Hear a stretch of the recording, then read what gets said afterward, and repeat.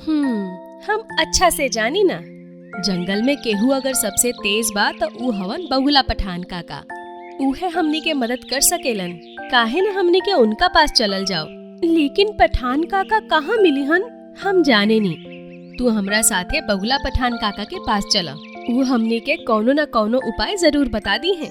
रिमझिम चुनमुन के साथे बगुला पठान के यहाँ गईल और ही कहलस, पठान काका हमनी के एगो सवाल बा। हाँ बोला, का सवाल बा? काका, का हमनी के पक्षियन में ऐसा नइखे हो सकत कि हमनी के पानी में तैर सकी जा? काहे ना बेटा, मेहनत कईला से तो सब कुछ हो जाला।